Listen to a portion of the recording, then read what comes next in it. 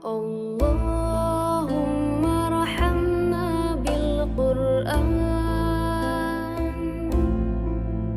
واجعله لنا إماما ونورا وهدى. Assalamualaikum warahmatullahi wabarakatuh. Apa kabar ibu-ibu? Sehat? Alhamdulillah sehat ya. Alhamdulillah. Assalatu wassalamu ala nabiyina Muhammadin wa ala alihi wa ashabihi ajmain. Amma ba'du. Ibu-ibu, sore hari ini alhamdulillah kami berdua bisa sowan ke sini. Menika Bu Aini Hidayati asalnya dari Bawonapan akan menyampaikan tentang hikmah dari haji, yang haji itu berangkatnya dengan bekal kisah-kisah yang banyak gitu. Jadi apa Bu Aini judulnya? Hikmah bercerita yang membuat haji menjadi semakin bermakna. Ibu-ibu sudah pernah tindak ke Mekah? Ya, semoga ibu-ibu nanti semakin ingin datang ke Mekah, ke Madinah setelah mendengar kisah tausiah dari Ibu Aini. Sebenarnya kami ingin memperkenalkan, tapi agaknya waktunya mepet Ibu ya, hanya sebentar, maka nanti Bu Aini berkenalan singkat. Selanjutnya waktu kami serahkan kepada Bu Aini. Monggo Bu. Bismillahirrahmanirrahim. Assalamualaikum warahmatullahi wabarakatuh. Waalaikumsalam. Alhamdulillah. Bulan apa kita ketemu ya Bu ya?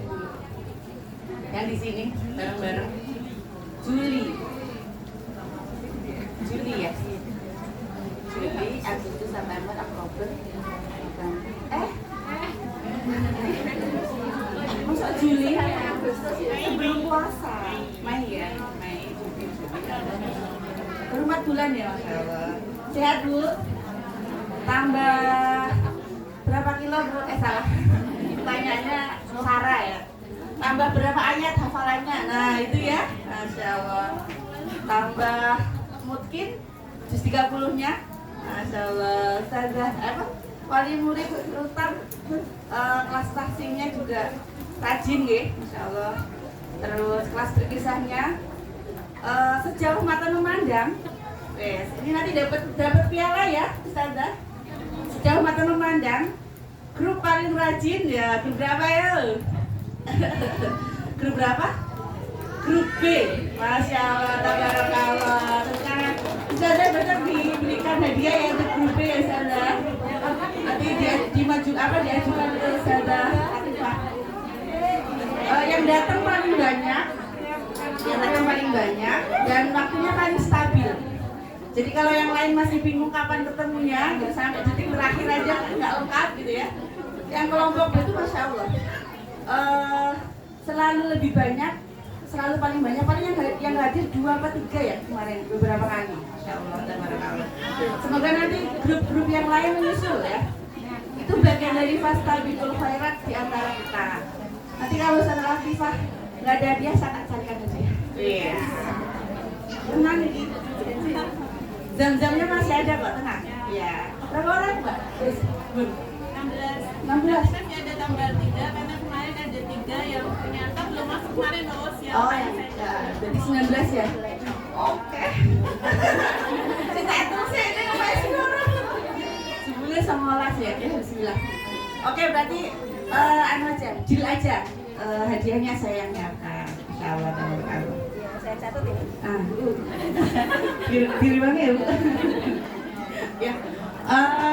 Kemarin sebenarnya sudah sedikit bercerita ya di kelas B, apa yang saya alami, apa yang saya rasakan, apa yang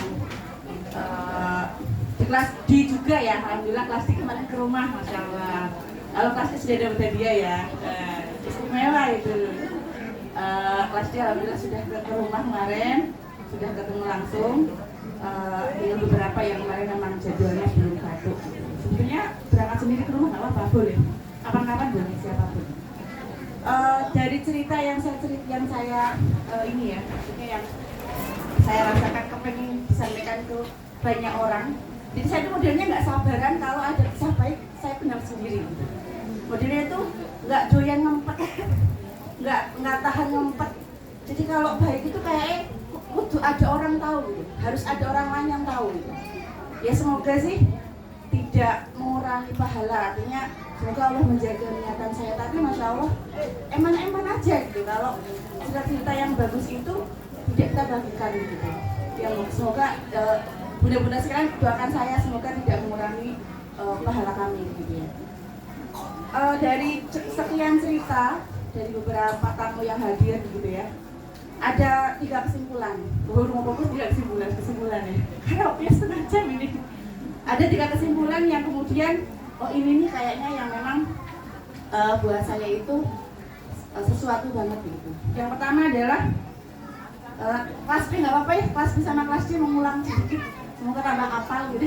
Masya Allah kemarin ada yang sudah japri saya, Bu Aini suami saya sudah daftar haji, masya Allah, sudah punya porsi haji dan beliau minta didoakan semoga segera menyusul 3 bulan lagi. Karena kalau 3 bulan lagi mendaftar, insya Allah bisa berangkat pada tahun yang sama. Ya maksimal 6 bulan katanya, insya Allah. Kita doakan ya, semoga beliau yang tadi suaminya sudah mendaftar haji, jadi baru kemarin pekan lalu kalau nggak salah beliau jawab suaminya sudah daftar haji, insya Allah. Semoga tidak perlu 3 bulan ya, semoga pekan depan beliau menyusul mendaftar haji sehingga betul-betul bisa berangkat bareng sama suami. Nah, itu salah satunya hasil kompor saya. Saya bilang kalau belum kumpul 50 juta, daftar 1 orang dulu. Nah nanti nggak bareng berangkatnya, itu masalah takdir gitu. Masalah takdir mau bersama apa enggak gitu ya.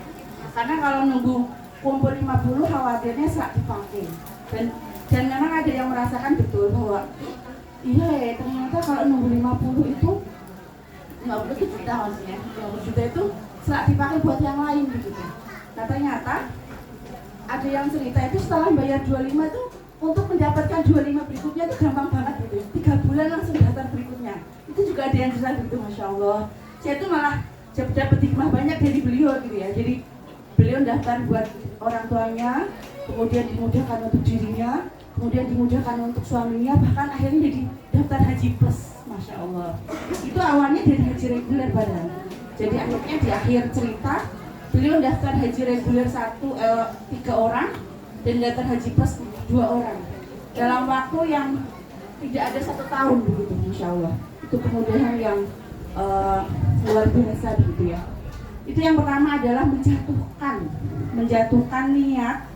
Kalau kita berikram kan ada ihlal ya, ihlal berikram, labaik Allahumma hajjan. Nah, yang pertama dilakukan adalah ketika kita ingin dimudahkan berhaji atau berumrah adalah menjatuhkan niat. Jangan cuma dingen-dingen. Ini yang saya rasakan tahun 2011. Jadi saya berangkat kemarin itu daftarnya 2011, November 2011. Waktu itu saya ketemu teman sekamar di SMA di Balai Kota. Pas saya nganter kakak ipar saya ketemu. Kemudian saya ketemu beliau 2011 kan berarti beliau belum ada 30 tahun itu. 29 menuju 30 gitu ya. Artinya masih muda banget. Saya ketemu beliau, saya bilang, ya Allah ini haji gitu ya. Iya ini aku alhamdulillah haji sama suami. Disitulah saya terbakar. Saya tuh merasa saya pengen haji, tapi detik itu tidak ada 1 action pun yang saya lakukan. Ya aku kepengen kok. Bahkan ibaratnya nabung 1.000 pun, nabung Rp1.000 pun belum saya lakukan sebagai wujud bahwa saya sungguh-sungguh mau berhaji gitu. Itu yang bikin saya terbakar. Ya Allah, dia udah berangkat loh. Padahal kalau mau menilik sejarahnya, beliau itu pecinta alam kan. Di SMA, sholatnya bolong-bolong, paling siang bangun sholat subuhnya. Kadang kalau buru-buru sekolah ya nggak sholat subuh. Masya Allah, dipanggil duluan sama Allah gitu. Itu kan bikin saya cemburu gitu ya, bikin saya wah ini karena saya nggak serius mendengar panggilan Allah gitu. Saya pikir ya waktu itu seperti itu. Yang saya pulang, saya bilang sama suami, ayo Bi, daftar haji. Kata suami, amin. Ayo tuh Bi, amin. Nggak ayo, amin ada duit kok. Tidak bayar haji, daftar haji. Terus akhirnya ya Allah, ini kudu tenanan nih ya. Akhirnya saya cari teman. Ya, namanya Anjar. Teman dulu teman apa ya? Ya teman Masya Allah, teman berjuang gitu ya. Pas kuliah. Ya, pinjam duit. Mau apa? Daftar porsi haji. Oh iya, pakai nemu piro gitu. Langsung ditransfer benar itu juga. Akhirnya saya ke bank waktu itu, bank syariah. Saya bayar, dapat porsi 2010 estimasinya. Kemudian saya pulang bawa brosur persiapan macam-macam. Hari Senin saya datang lagi udah di 2021,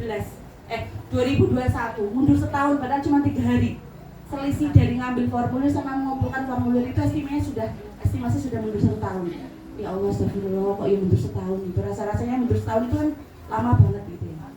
Kemudian diurus-urus alhamdulillah 2021 karena kodarullah pandemi mundur 2 tahun, jadi alhamdulillah berangkat 2023. Jadi waktu itu yang saya pikirkan adalah saya berarti ini nggak serius nih mendengar panggilan Allah. Teman saya aja alhamdulillah sudah dipanggil gitu ya. Dengan latar belakang seperti itu, Masya Allah, istilahnya memilih beliau begitu. Itu yang bikin saya Masya Allah ya sumut-mutu gitu ya. Alhamdulillah dengan qadarullah, dengan ketemu beliau biiznillah Allah memudahkan saya untuk mendaftar dan akhirnya bisa berangkat. Dan sebelum waktu itu 2006 ibu saya berangkat haji dalam kondisi sakit karena sudah sembuh dan kondisi sakit. Memang beliau di sana tidak bisa maksimal menunaikan ibadah haji, lalu beliau berdoa. Ini mungkin antara takdir ketemu gitu ya. Jadi doa beliau salah satunya adalah ya Allah, aku terima yang sakit, raiso menjalankan banyak sunnah haji gitu. Akhirnya kan beliau hanya bisa menjalankan wajibnya haji aja gitu ya. Tapi Masya Allah, semoga anak-anakku bisa kesini dalam kondisi sehat dan muda gitu. Nah itu salah satu doa beliau. Kemudian saya dipertemukan qadarullah dengan teman saya itu, dan akhirnya dipertemukan lagi dengan teman yang mau nalangi dulu itu, yang langsung transfer hari itu juga, dimudahkan seperti itu, dan alhamdulillah mendapatkan porsinya. Itu salah satu poin yang kemudian ayo bismillah apapun itu ya. Kemarin ada teman untuk daftar haji 25 juta, beliau nabung 250.000.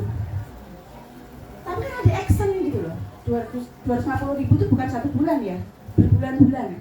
Jadi beliau berbulan-bulan menabung uang, terkumpul 250. Berapa? 3 tahun kalau nggak salah. Karena memang saya tahu rumahnya, saya tahu kondisi ekonominya gitu ya. Tapi buat saya ya Allah, beliau serius banget gitu. Sampai nabung 250.000 untuk gaji. Terus qadarullah tahun kemarin beliau berangkat umroh gratis. Ada dari salah satu yayasan sekolah gitu, dan beliau diberangkatkan umroh gratis, umroh Al-Quran gitu, Masya Allah. Jadi akhirnya beliau sudah belum berhaji tapi beliau sudah umroh dengan niat dan kesungguhan yang sudah diwujudkan dalam bentuk nabung 200 untuk berhaji gitu. Jadi itu mungkin yang pertama adalah tidak sekedar niat tetapi menjatuhkan niat betul gitu. Apa yang harus disiapkan untuk itu gitu. Walaupun mungkin angkanya tidak menurut kita sangat jauh gitu ya, tapi hitungannya Allah sangat. Dan yang kedua, yang berikutnya adalah ditulis gitu ya. Ditulis entah di mana terserah gitu ya. Di notebook, kayak di HP, di mana, apa di batu nisan. Saya pernah mengecek suami saya. Suami saya itu kan menuliskan 2015 haji.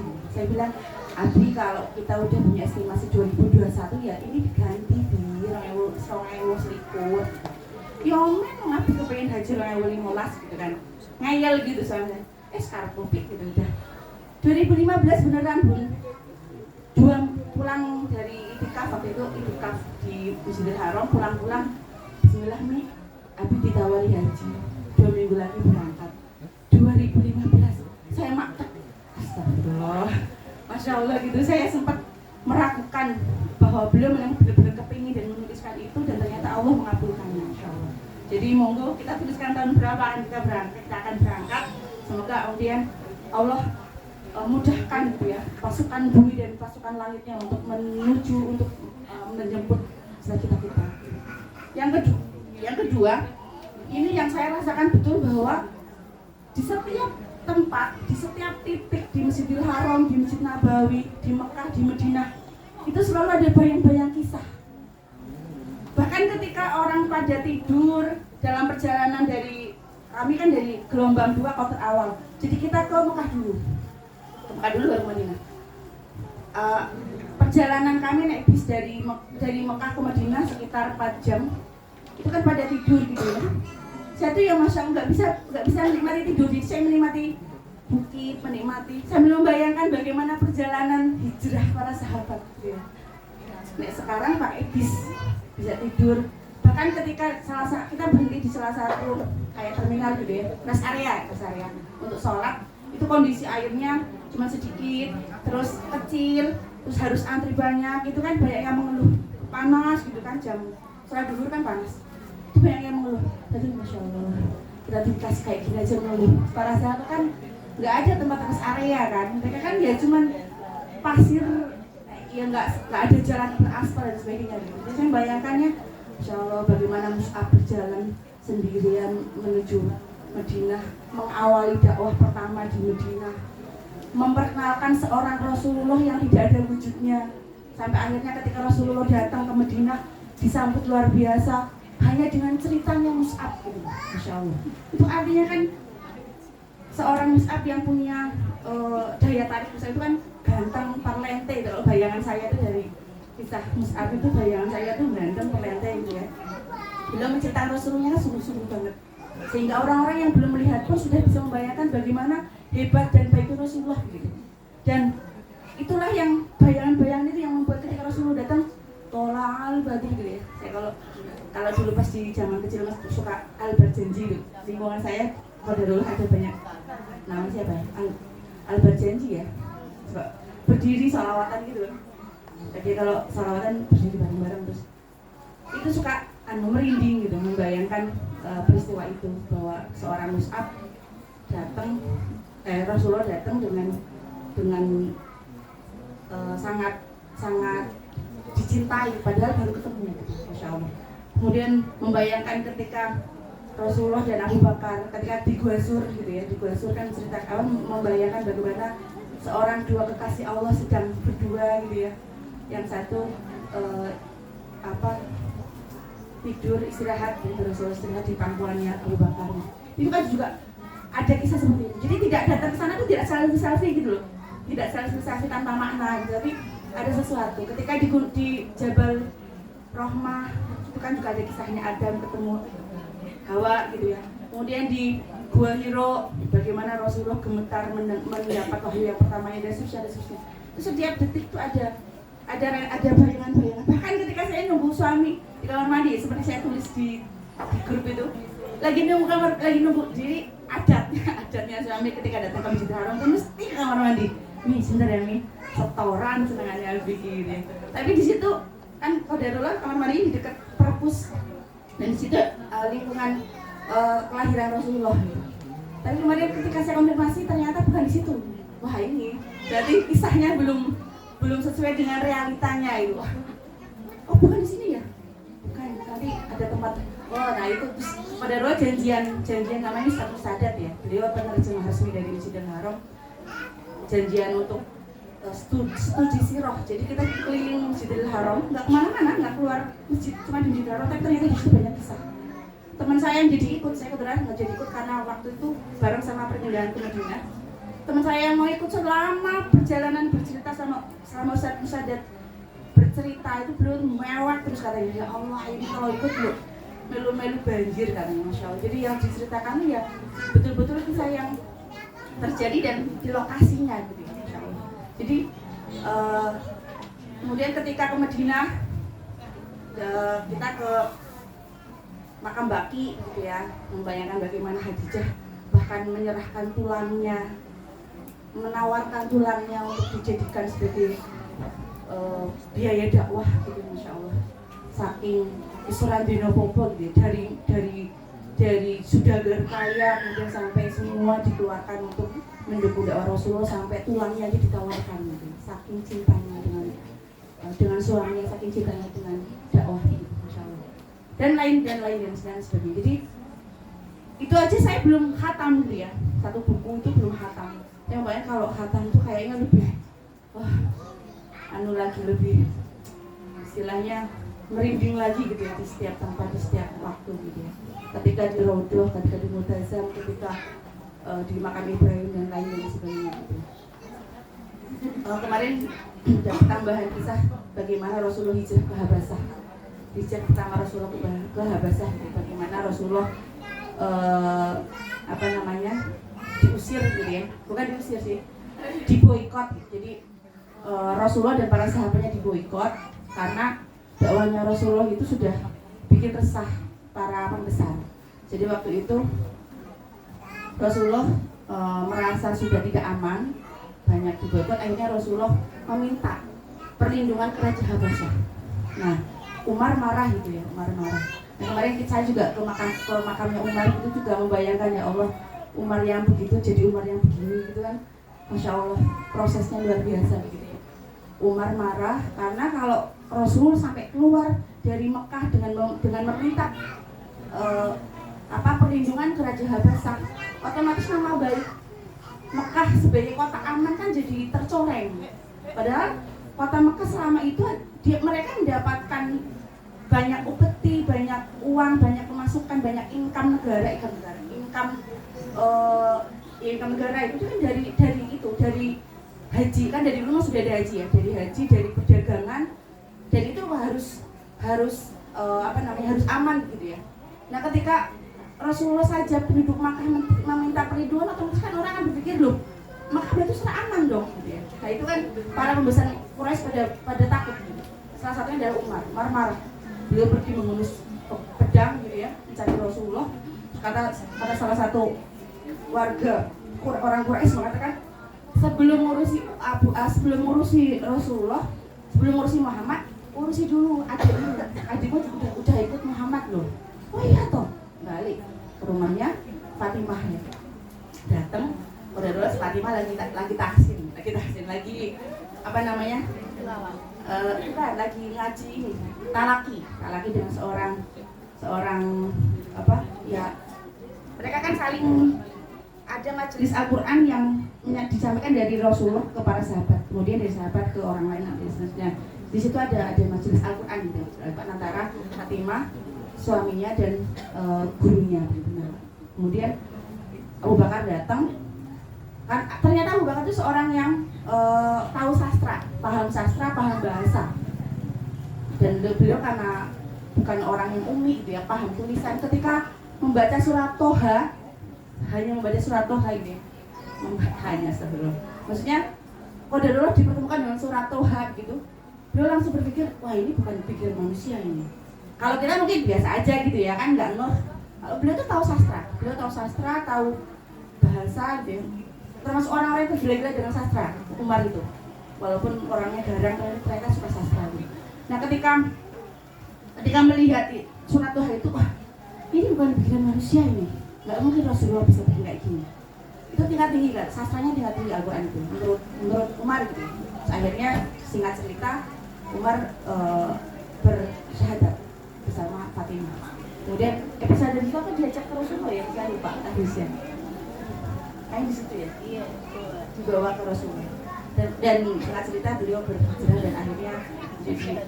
Dan ternyata itu adalah salah satu karena kekuatan doa Rasulullah. Rasulullah kan berdoa, ada dua orang yang didoakan Rasulullah dan salah satunya adalah Umar. Masya Allah. Akhlak baiknya Rasulullah ya. Orang yang memusuhi beliau itu diangkat.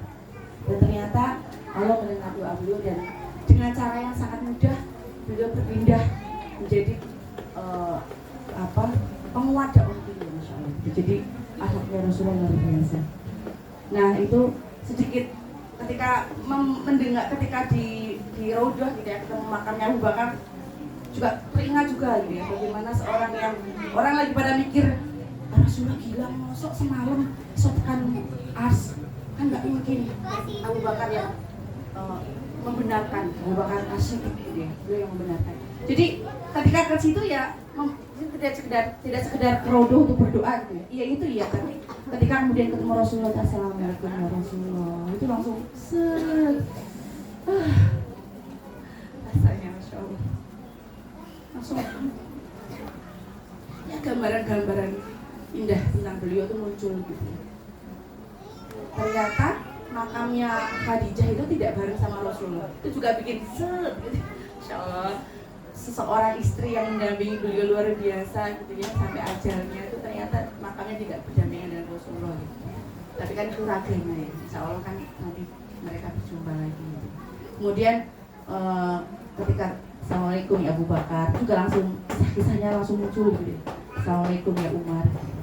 Dan yang paling heroik di Madinah itu adalah sholat di tiang Aisyah. Nah, itu mungkin nanti yang sedikit menambahkan, ini tidak ada hubungannya dengan kisah, tapi ya sebenarnya ada juga sih, karena kan ketika kita tidak tahu tentang sejarah tiang Aisyah kan juga sholat di situ ya kayak ya sholat aja gitu. Tapi ketika tahu ilmunya ternyata oh masya Allah, ternyata itu tempat yang paling utama di Masjid Nabawi untuk para sahabat dulu sering apa ya kayak undian untuk sholat di situ gitu ya, saking utamanya gitu.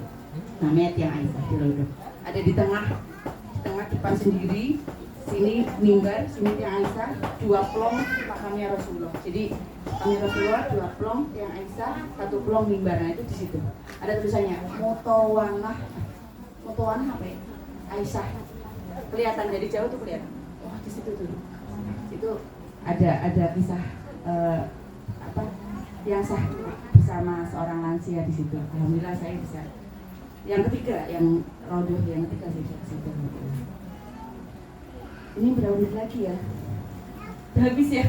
5 menit lagi. Yang terakhir, jadi tadi ketika kita kesana tidak membawa kisah itu ya mungkin hanya selfie, hanya city tour yang kita jalankan itu kayak ya cuma melihat gitu, melihat bukit, melihat panas, melihat apa gitu. Tapi kalau kita punya sejarah, apalagi di Jabal Uhud ya, di Gunung Uhud itu kan kisahnya Hamzah yang meninggal pada saat perang Uhud yang luar biasa, menguras energi banyak sekali.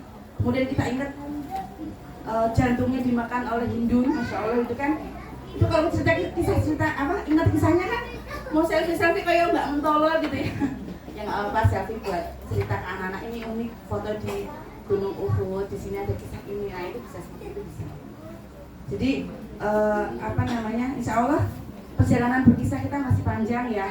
Nanti akan dijelaskan oleh Ustazah Latifah. Kok nggak ada? Oh itu bukan kelas berkisah, kelas dengerin kisah.